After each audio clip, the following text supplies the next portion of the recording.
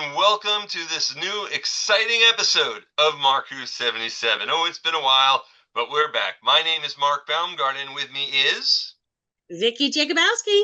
Hey, Vicky. Hi. Okay. Hey, we've got a show today, and Ben's not here for it. I know, it sucks. But we're gonna do this. We're gonna do a show without him. We're gonna have fun without him, and we'll show him. We'll show him. We are talking about This Comic is Haunted issue 5, the Kickstarter that's going on right now. Does that excite you, Vic? Yes, very much so. I love all my other editions of This is Haunted, so I'm excited for the new one. Excellent. But before we do that, there's another Kickstarter campaign that the 77 is doing. We're all familiar with vampires, werewolves, and zombies. And now there's a new breed of human monster, infernals. Sentenced to hell, they have fire in their blood. Hell is real, and it's a supermax prison, but the infernals have escaped, and they're on a mission of vengeance on Earth. Revenge is a dish best served hot. Hellbreaker, Fire in the Blood, is written by me, Pat Mills, illustrated by Ian Ashcroft, and our Kickstarter is live now. Check it out.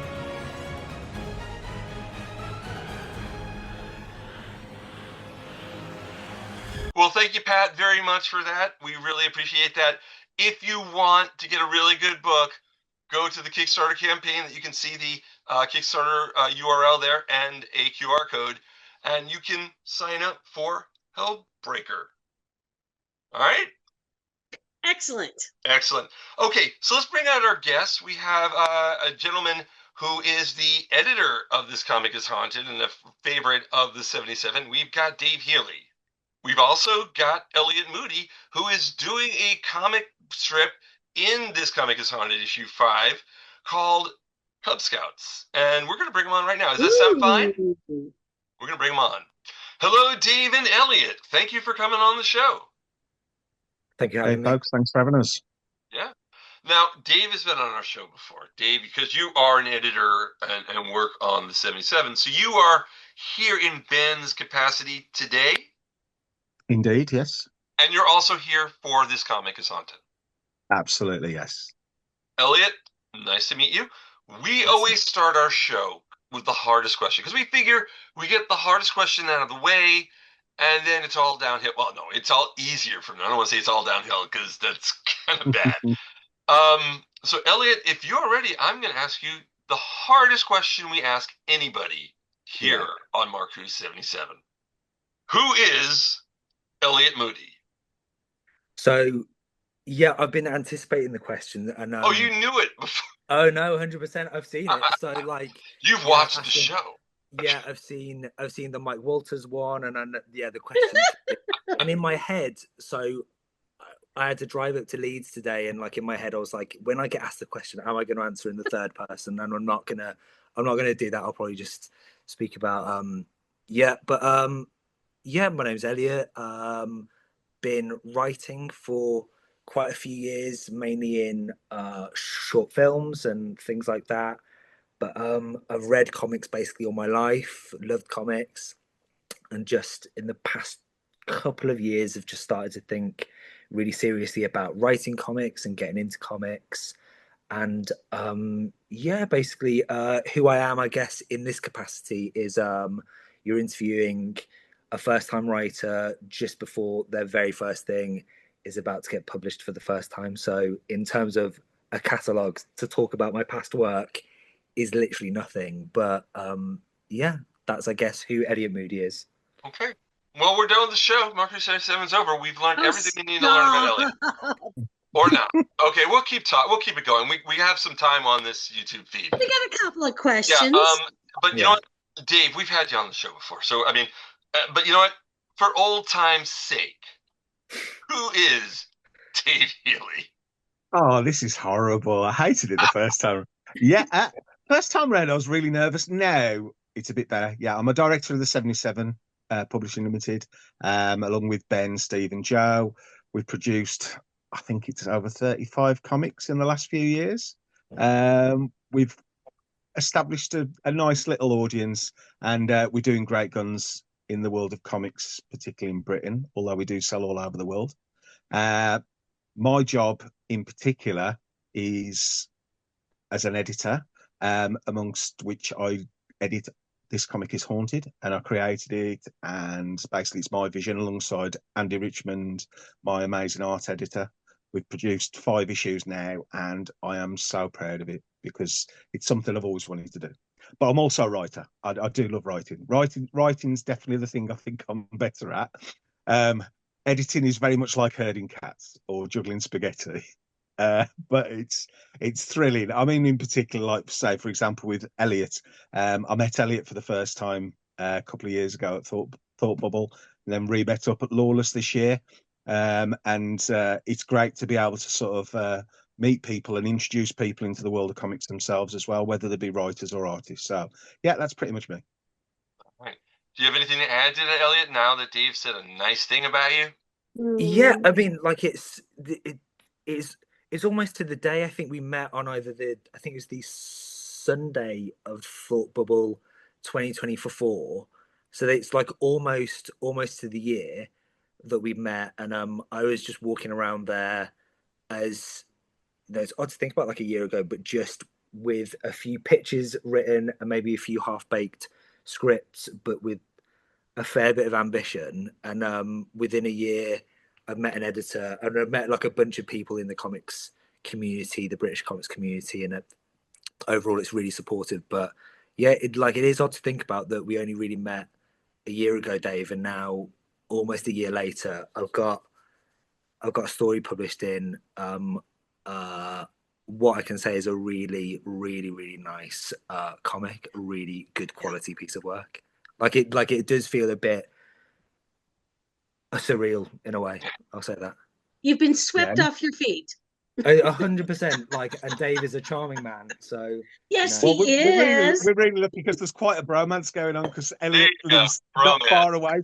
Elliot lives quite close to me, so yeah, we actually meet up for editorial meetings over several beers now, so it works out quite well. Sounds like the best kind of meeting to me. Before we move on, if you liked us or want to subscribe to 77 Publishing, please hit the like and subscribe buttons down there. And we are, before we get to anything else, I had a lot to ask, but I want to get this first. Dave, tell us a little about This Comic is Haunted, because we need to plug that as part of what this is. Absolutely. Okay, This Comic is Haunted is something I've always wanted to do. I always wanted to publish a horror comic. I was massively influenced by the Scream comic, which was a British comic back in the 80s. Even though it only had 15 issues, it had a massive influence amongst comic book writers and artists. And also, I was a massive fan of the creepy, the eerie comics. You know, your Alan Moore Swamp Things, anything dark. I mean, I'm a massive horror fiction fan as well. But in terms of comics, I just love to see the visual side of it as well. And when I was given the opportunity by the team to sort of like create my own comic, that was the thing I wanted to do. I started off with an amazing art editor, so we sort of had a vision. We wanted we always wanted a figure like that. We had the Grey Phantom who could sort of introduce the show in the same way that the sort of like you had the old crone in the EC Comics and the Crypt Keeper and all those, and the Gravedigger and all that kind of thing. So I wanted something like that to tie it together. And then I wanted an anthology because I love anthologies. And it's just basically been a case over the last 3 or 4 years of just assembling the best people we can have. We only really publish once a year simply because I don't want to rush things. I could publish it every 3 months if I wanted to, but then I think the art would suffer. And I'd much rather have the best art. And when I've seen the art that's come in for this time, let alone the scripts, which are great, the art is absolutely stunning and as good as anything that I think we've published. Yeah. Although I did love the Blazer Annual, so just a brief plug for that as well. But yeah, I'm really happy with it. We're currently planning on the next issue as well, as the Kickstarter for this has gone great guns and has already way surpassed its total. So the next issue will be issue 666. And we'll and we'll be quite, and we'll definitely have a theme, as you can imagine. So I'm not going to say any more about that. But yeah, I'm really looking forward to where we're going after this as well. So we're here for this. We're here for the long. We're here for the long run, Where definitely. can you find this Kickstarter campaign? Kickstarter, type in This Comic is Haunted issue 5. It'll take you straight to it. Right. And obviously on there you've got, everything you could ever want. We'll definitely ask you more questions about that, talking about the Kickstarter campaign in full. One more question before I move it to Vicky to let her ask. Elliot, your geek creds. Geek creds. So just the geeky stuff I'm into, or Yeah. I mean, like, we're on a comic book podcast, so like I've been reading comics since like the age of 6 or 7. I basically read all of Marvel from like 2002 all the way up to maybe 2016, and I've jumped in here and there. Read basically everything consistent with like Vertigo in 2000 AD from starting at like the mid 2010s, but I've also worked all my way back. I think in terms of like all the nerdy things that I'm into, like, I play a couple of video games. I love to go to the cinema. I do all that kind of stuff. But basically, if I'm a slave to one vice, it would be comics. Okay. Yeah.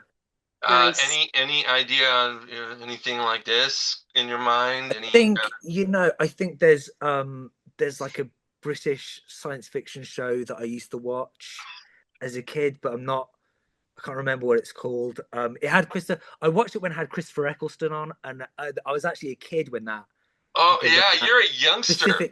When that specific science fiction show came on, I thought it was wicked. But yeah, that's also it's also like a Yeah, I think I was born when Patrick Troughton came on.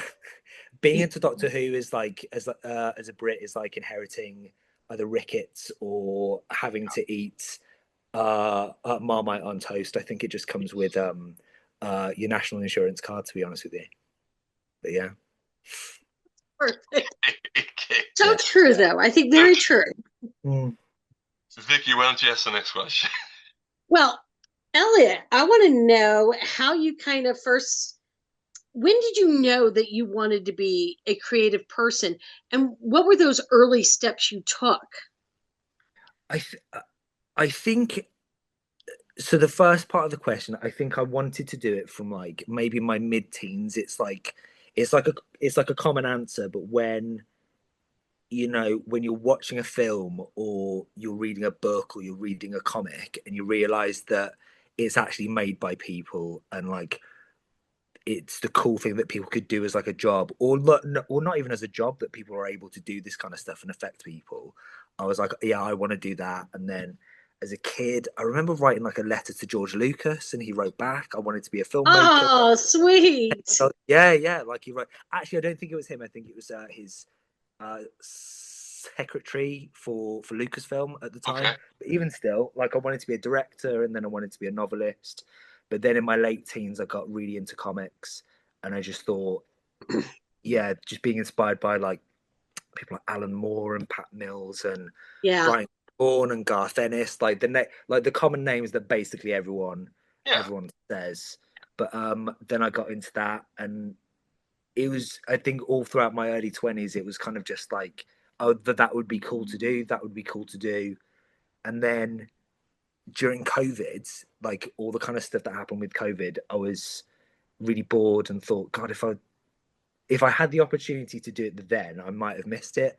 So if I get the opportunity to do this kind of stuff, whether it's make a short film or make some comics, you kind of just have to, you have to just jump in with both feet, really. And then that's where the ambition came from. And I've talked a long time, and I've forgotten your next question, to be honest with you. Well, what were some of your early endeavors? What did you do when you were younger and you had that drive? To be honest with you, I don't think I really attempted anything until like maybe my early to mid 20s. It was like a big ambition, but I think I have to say I was not academic in school, and I think if it wasn't related to something I was interested in, I just would really disengage. And like, I think even like ambitions to be a writer, I think it was a lot of either wish fulfillment or it was a cool idea. But to be honest with you, I was not academic in school, and I didn't really try anything creative until like maybe my mid 20s. And then at my mid-20s, I just thought, you know what, you have to start somewhere. And then it was like a few years of writing really, really cliched, really bad science dystopian science fiction stuff, and really bad medieval fantasy stuff that I thought was really clever and really edgy at the time. And then we always think that when we're younger. It's okay. Yeah, I just thought it was the coolest thing of like. You thought you were writing a Future Shocks, except that you ended up writing Future Dreg.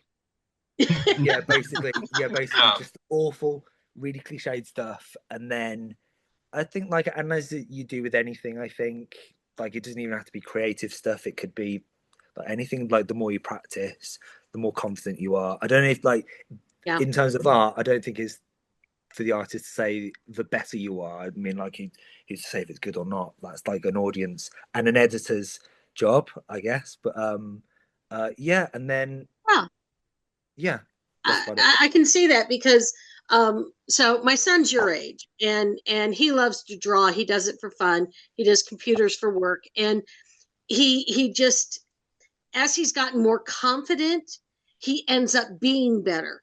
And that's where the practice and the time and the dedication really come to play. And it starts to feel less like a hobby and more like a thing. Yeah, I agree. It's like the more you do it, it's almost like the more you've invested in it, the more you take it so seriously, because you begin to think, well, I'm not wasting my time. I want to actually devote some time to make this stuff actually good. So there's almost like a kind of like a switch in your mind where the more you do it, the more you think, let's treat this really seriously. And it's also really hard as a writer, because if you're an artist, if you're a great artist, people know straight away, and everyone wants to see stuff. If you're a writer, it's actually really hard to actually get someone to sit down and read your stuff. 100%. So it can take many years and like many hurdles. I mean, I was really late into writing to this degree. But then once you build a network of people who you can rely on, then you can sort of, they're not just blowing smoke up your behind. They will actually give you constructive criticism and help as well. 100%. And like, so, I mean, we're talking just on the eve of Thought Bubble 2025. It probably will have happened by the time this is airing. Yeah, but we're recording this then, which is like, that's like a weird serendipity to it. But the first like actual attempt that I thought, oh, I'm actually going to put myself out there and try and maybe make something of this. Like 2000 AD have like a writer's talent search competition that they do every year. Yeah. I entered in 2023 and I didn't get chosen. So I got the train from Birmingham to Leeds at like 6 o'clock in the morning, and I only stayed for the day as well. So I came back at like 11:30. And I had like a great time, but like my intention with there was, you know, again, it's all the ambition of like, oh, I'm gonna be able to pitch this story that I think is amazing and it's gonna be chosen and all this kind of stuff. And I thought that was, you know, that's like a fair shot, really. You know, it's like a random selection thing. Yeah. But then when I went in 2024, I entered the writer search competition, but the actual intention to go to Harrogate and to go to Thought Bubble was to stay for the weekend. And the artist talent search was way more of a priority to me, because I thought, you know, it's kind of what Dave said. It's like, if you're a writer, you know, it's hard for people to get them to read your scripts, because at the end of the day, you're writing comics. Like, you're not writing like for like a screenplay class, and you're not a novelist. Like, you're aiming to do some comics. So I thought, and like, I don't know any artists. I don't have like a lot of my mates are musicians. Like, that's their art, and that's a lot of the scene that I'm like aware of stuff. But there's a difference in writing a comic strip than writing a film's play, a screenplay. Oh God, yes. Can you go through that? Can you give us the differences? Because I know, and we'll talk a little about Pounds a little bit later, but can you give us the differences about the writing styles? It's like a screenplay will be, the majority of it will be, the majority of the protein will be, or the dialogue. There'll be a little bit of direction as to what is happening within the scene, but it'll be very, very limited to what is necessary. the point of the screenplay is really the dialogue. It's really to show where the scenes are, and that's basically it. Like a lot of it, because by design, if you're a screenwriter, you're writing for, not all the time, you might be writing for yourself to direct, but it could be a case, and it's just the best practice that anyone could actually take this and direct it. So you kind of need to be left, you need to leave a lot kind of open for to allow a director to kind of do what they want to do. A comic would be, you're literally saying panel by panel, page by page, what is happening. So you're describing in, like, yes, the dialogue is really important, but it's almost like you're directing things kind of as they happen on the page. It's almost like you as a comic writer are a co-director with the artist. Like the artist is kind of also in control of the visuals, but the writer's really heavily directing the visuals as well. So that would be, I would say, the major difference. Okay. All right. Yeah. There's also something I want to bring up as well, which would help any prospective writers out there. Elliot did the best thing you can ever do as a writer. Now, artists will take along big cases of art and show off, and so that therefore they'll get picked up like that.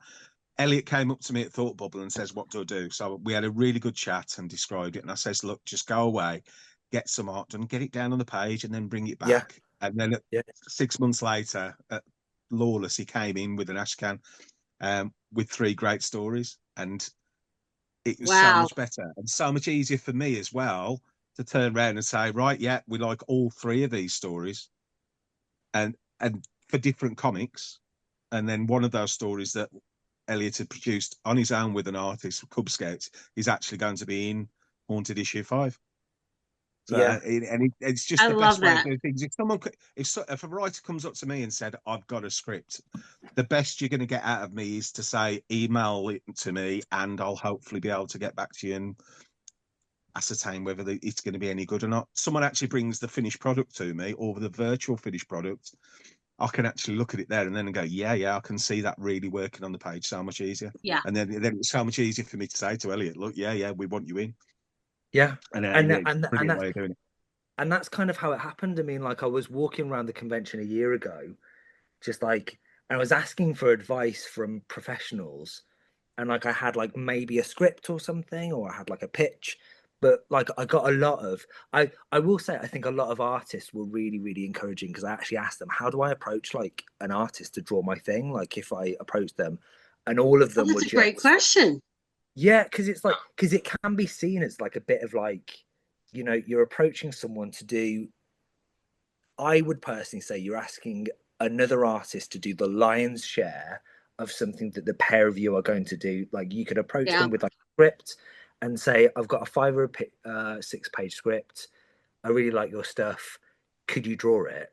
Or would you allow me to pay? Or like, would you allow me to pay you to draw it? But like for the most part, and like the 3 artists that I work with, they work like hours and hours a day on something that, you know, I didn't just like a knock off in an afternoon. Like I spent effort into it. But I think there is a difference between like hunching over a drawing board or like a drawing tablet, and like there's a confidence thing of actually asking a person and trying to invest them into your time.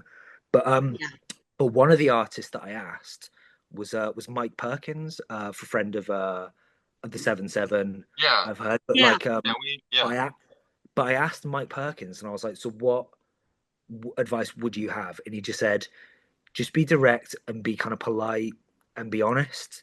And also, if you want to go over there and talk to a company who would be interested, who you think like he was really complimentary. He said, if you want a place to go that I would advise, then go over there. And he pointed to the 77 booth. And that's literally when I walked up to Dave and just said, hey, have you got any advice? And then going back to the artist talent search, I went there with the intention to find artists, and I found 3. I found like 3 really great artists. I found a guy called Adam, a young guy called Lucas, and a guy called Daniel. So Daniel Hillwell, who drew Cub Scouts, was at I met him at the talent search, and neither of us had won. Neither of us had won, but within a year we've got a story published. And I think it was just that kind of initial you know, wanting to meet an artist, trying to work on your writing, but then actually getting your ass into gear and, you know, putting something together. And then, yeah, within 6 months, we met up at Lawless.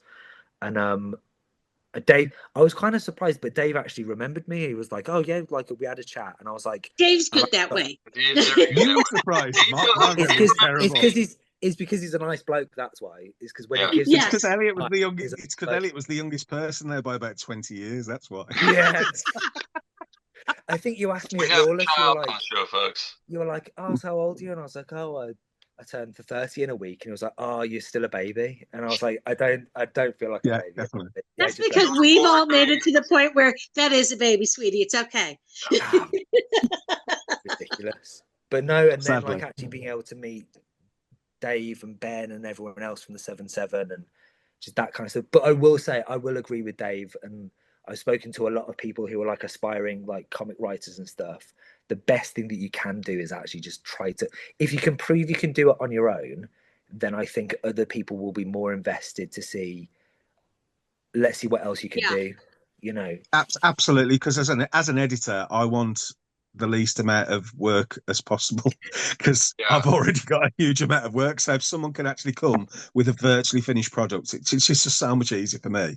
I can gauge it there and then, because even when artists come to me with art, I'm not always certain that they'll be right for the job, because someone's page art is completely different to someone's sequential art. So the difference between doing a cover, I mean, everyone at any convention, I'll get loads of people come up to me and go, "I'd love to do a poster for you. I'd love to do a cover," because it's one page and there are thousands and thousands of artists there who are good enough to do that. There are probably only dozens of artists who are good enough to translate a script onto the page. And that is the key thing. And that's where the magic happens, because you know, you're not just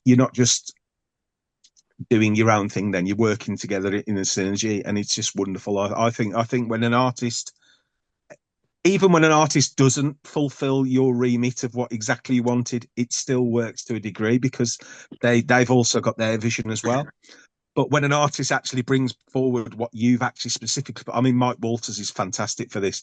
I give Mike a script and it's probably 95% how I envisage it. Because obviously when I'm writing a script, I don't know about Elliot, but I see it as a film in my head while I'm going through it. And when you know, I'm working how I'd imagine it looking on the page in a movie or however. And when Mike did the Blazer strip for me, it came back, and I'm just like, "Oh, this is so good," because he was messaging me going, "Oh, I've got this page that I've done," and I really didn't want to see it because I wanted to see it all together. And when I got the hardback annual come through the door, I was like, "Yes, it's brilliant!" So happy. So yeah, it is brilliant how comics come together like that, and it's all about working together. That's why when someone just wants to do it on their own, it never really works. Well, I think the 77 has a unique position of being kind of an incubator, but not taking them from birth, but, you know, people who have already gotten that confidence and have already gotten to a certain level where, you know, they can have a complete thought. Because there's a lot of people who can be creative, and there's a lot of people who can write, but will it work in a comic book? Will it work in a film? Will it, you know, how will these work? You could be the next Shakespeare and you might not be. And it just, I think the 77 has created this beautiful world. I think about all the artists and writers who have come through you guys just in the time I've known you. And it's just been amazing. And yet you still are always finding new talent and fresh talent. And I cannot wait to see what Elliot has done myself personally, because I just always love it. I get the new book and it's like, ooh, what fun stuff. I don't even know how much I'm absorbing, because I'm just visually and everything just loving the whole package. Well, I remember when Elliot came with the ash can with the 3 stories, and obviously there was one in particular, Cub Scouts, that was horror. So straight away I read through that, and it's weird because the one thing everyone always asks me is like, "Oh, I've got this story, I've got this story," and we get hundreds of vampire stories coming. We get well, Right. dozens at least, loads of zombies, and I very, very rarely get werewolf stories, which are, I That's love werewolf stories. interesting. Very, very, and I always say when someone says, "What shall I write for you?" I always go, "Write a werewolf story," because I know I'm never going to get any. So when this came in and I read it, I was like, "Yeah," and it's vicious, it's horrific. It's also got quite a bit of pathos in there, and I was really, really happy with it. And it's a 10-page story. It's not some little, Oh, 3-page, I was you know. I was really surprised. We were talking on the weekend, and I said because there's almost like a point in the middle where you could split it in two, and I said like, are you gonna publish it in two halves, or are you gonna maybe do the full 10 pages? And he was like, no, we're gonna do 10 pages. And I just thought that amount of real estate is like really, really. No, I was really chuffed, but yeah. Speaking of real estate, let's talk about what's in this Comic is Haunted issue 5. Let's find out what the yes. package is. The I can't even come up with the simile I was going with. Dave, what can we look forward to? What can you look forward to? Okay, well, we've got plenty of new strips in this issue. We're opening with a strip that I've written with the art by the incredible Paul McCaffrey, who's been a stalwart of British comics for many, many years, worked for Titan. I think he's done stuff for 2000 AD, various things. And it's brilliant. And it's very much inspired by my love of the 1970s show Kolchak the Night Stalker. Oh, yeah. Who was an Asabic journalist who investigated various different kinds of supernatural stuff. So that story is called Hate or Hate. There's a reason why that you'll have to read it to see. So there's a bit of a play on words there. But I'm really happy with how that's come out. That's probably going to be about a 3-parter, hopefully. We've obviously got Elliot's Cub Scouts. We have got the second part of Mother's Son drawn by Gary O'Donnell, and that's another 10-pager. So another big beast in there as well.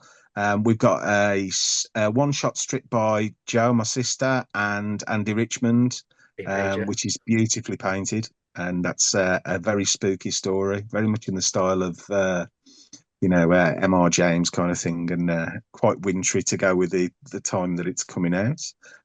We've also got we've got a lovely story by Christopher Rodriguez and Giuseppe D'Elia called Wrapped Around a Deadly Finger. That's fantastic as well. And there's a couple of others in there as well. There's great posters and so on. And all the usual things you could ever imagine that we've done so far. So the artwork is another level this issue. That's what I will say. I think the scripts are great. The artwork amazing. Sorry, how many pages are we looking at? It's going to be 48 pages, so it's going to be a big beast. I believe we're going for Perfect Bound again, and it's got a retail price of $9.95 when it's going to be in the shops and conventions.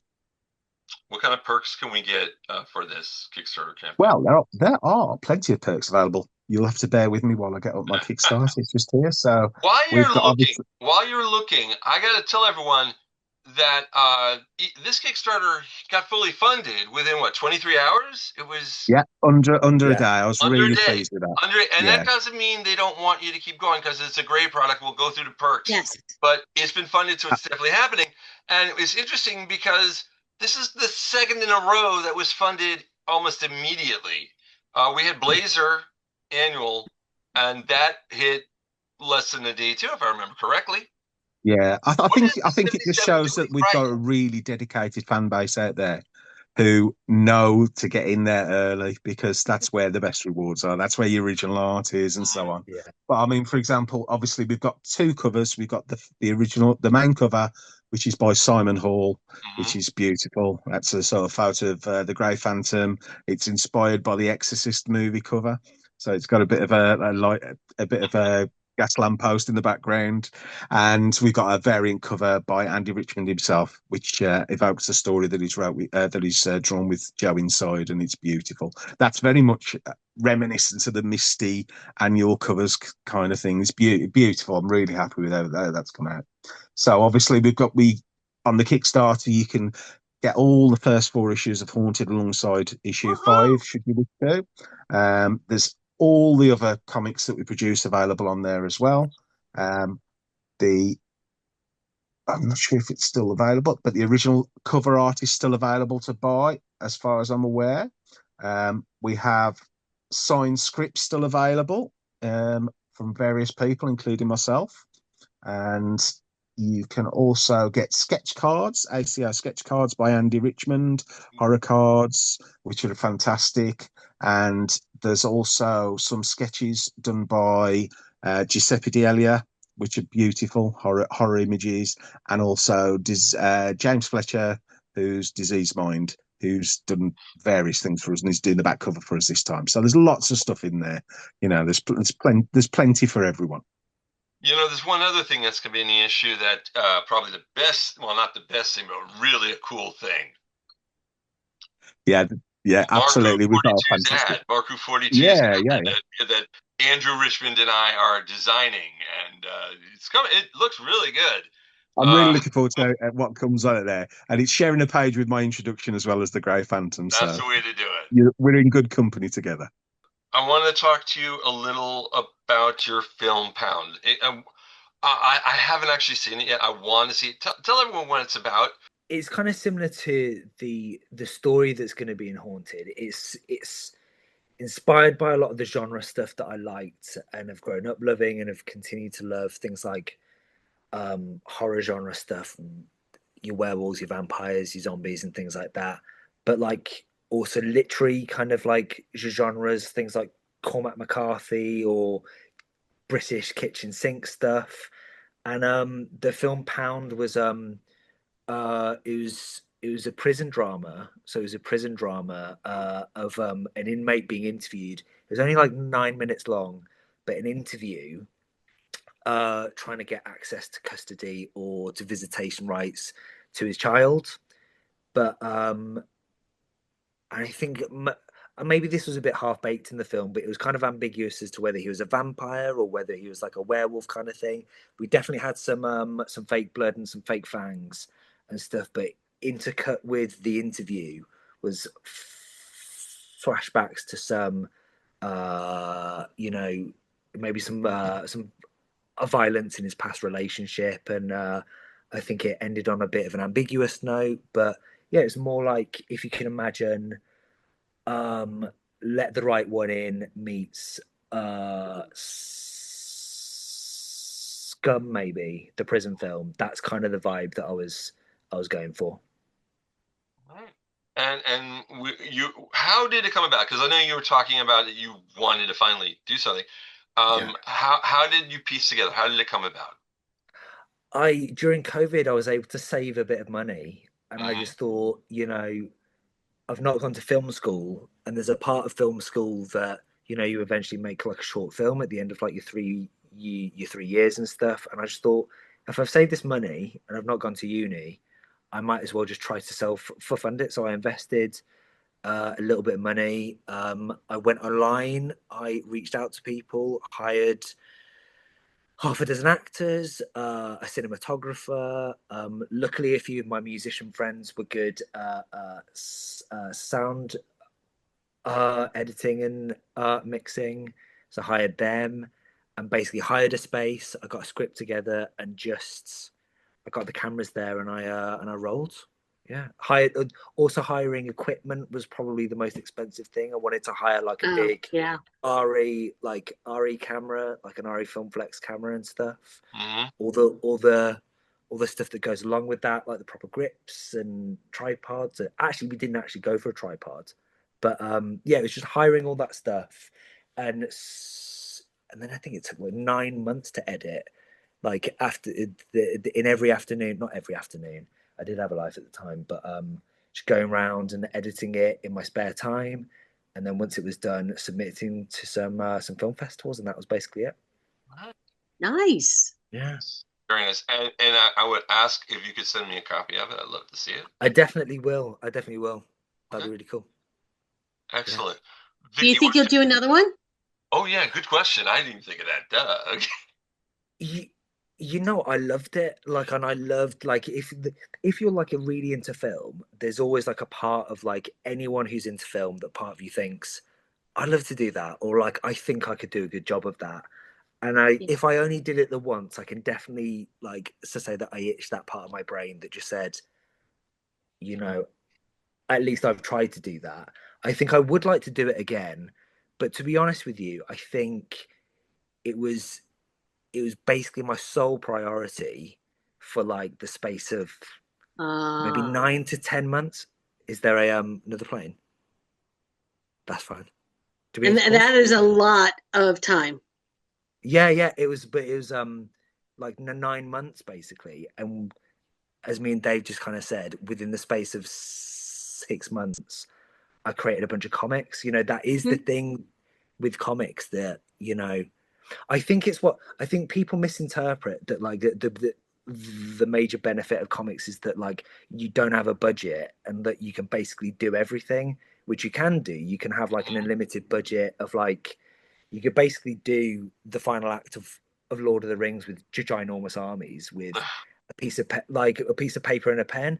But I think the real kind of benefit of comics is like the limitations on actually creating a story and getting it in front of an audience are really really minimal. I think that that's where the limits kind of are almost like in an inverse. Like your ability to do the stuff and get it out there is way quicker, is way quicker, is way easier, and in a way I think a bit more collaborative. I mean, like I worked with about for 15 20 people on the short film, but in comics like I've only worked with I think like for 4 or 5 people.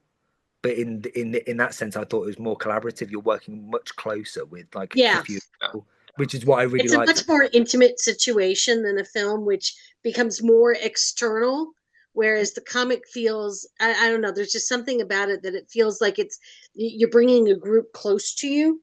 Yeah, yeah. I mean, like one of the artists that I worked with, I worked with a guy called Adam Stone, who's he actually was one of the competition winners at Thought Bubble. He had a Future Shock published a few months ago, but you know, we worked on these like a couple 2 stories really intimately, and we got really close to the point where you know I got married like 2 months ago, and he came to my wedding just because like we'd gotten that close, and like you do have that intimate relationship with the people that you're making these comics with.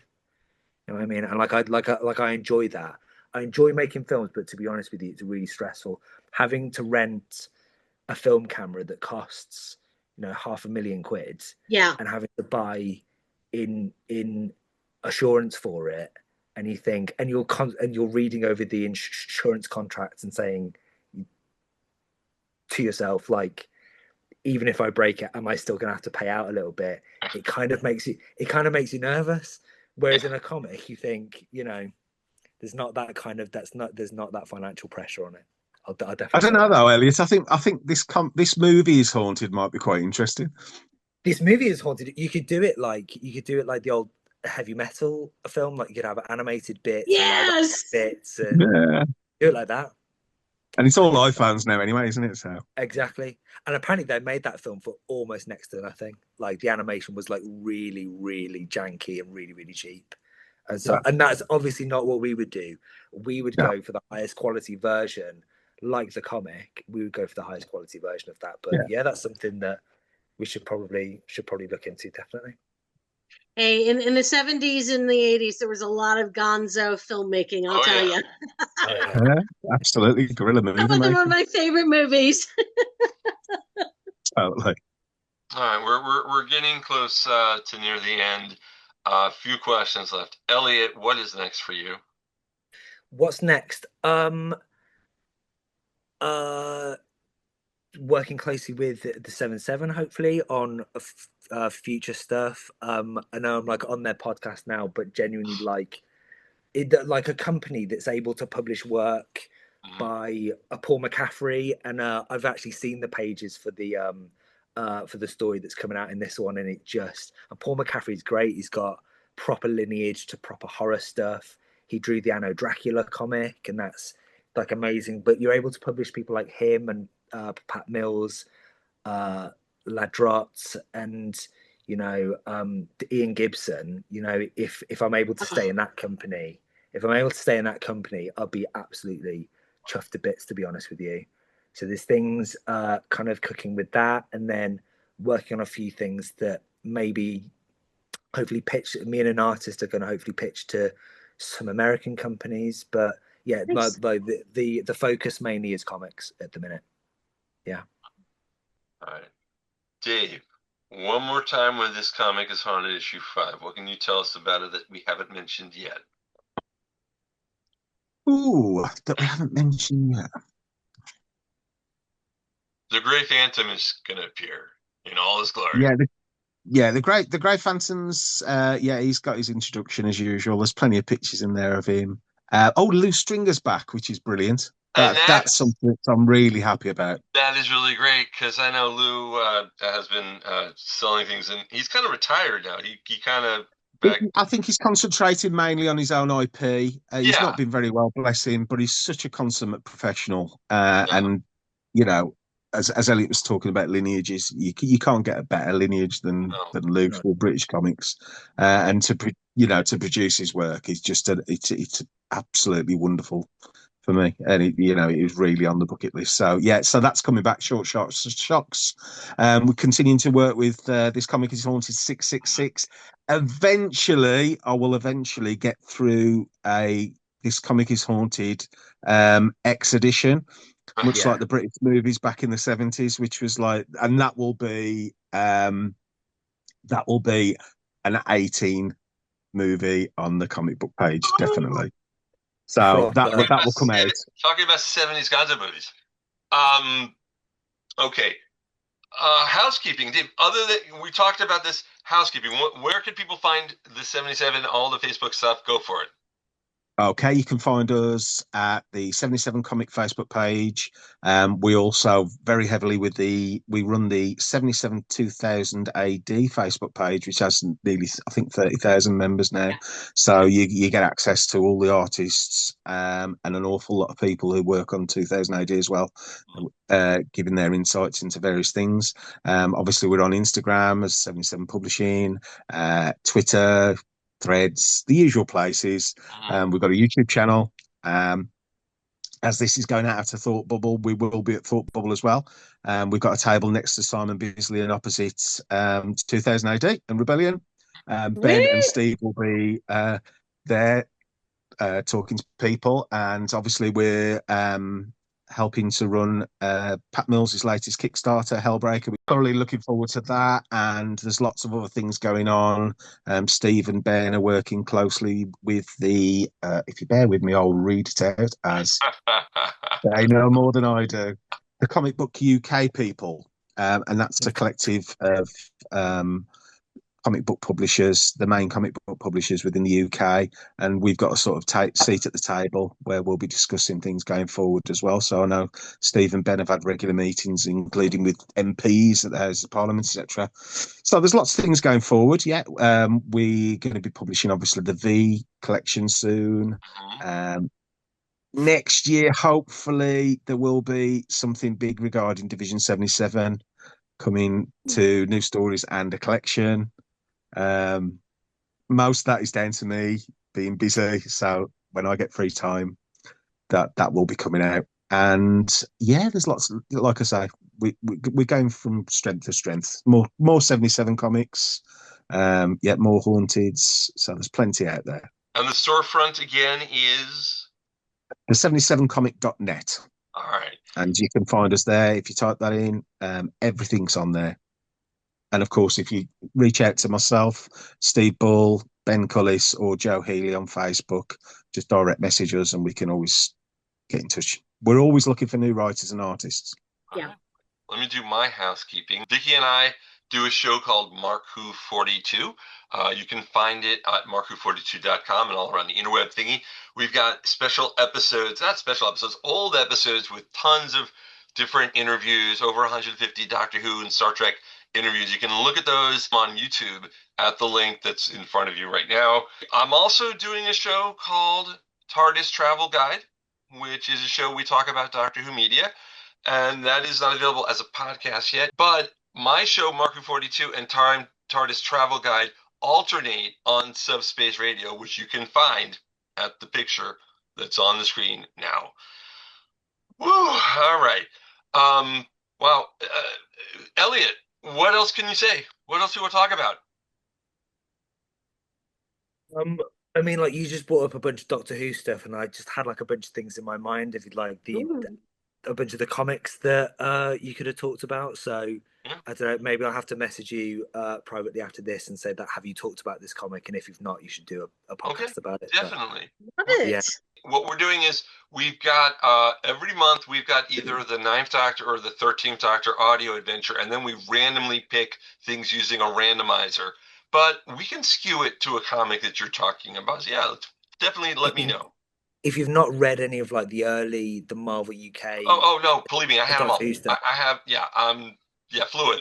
And that's actually, we still need to talk to Pat Mills about that because when we had him on the show, we had no time to talk Star Beast, or that, so we're gonna have him back on. those Dave Given ones are great, but that's like early Alan Moore stuff, Yeah. and like a lot of the 4-page or 2-page things that he's done, like that's like a proper deep dive into Mm.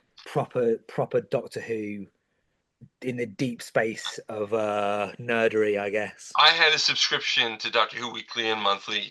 They shipped it over here to America. Which, by the way, I need to ask you, Dave.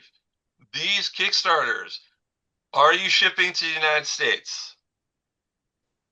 Um, I believe we are shipping the comics, but unfortunately, with the way the postage things are at the moment, it's not cheap. Yeah, so everything's on there when you calculate at the Yeah. final thing. They give you The nice new tariffs warning. that have come in have really battered every country, to be fair. So yeah, Yeah. it's something that we hope will be resolved in time. There's Yeah, we always do the ship digital well. We do options ship though. well.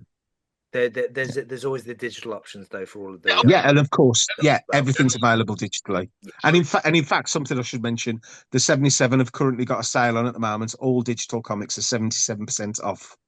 So Steel. hopefully they'll still be that when it Great. goes out. there you go. Vicky, do you have anything else you want to add to this before we go? I just wanted to welcome Elliot to the 77 family.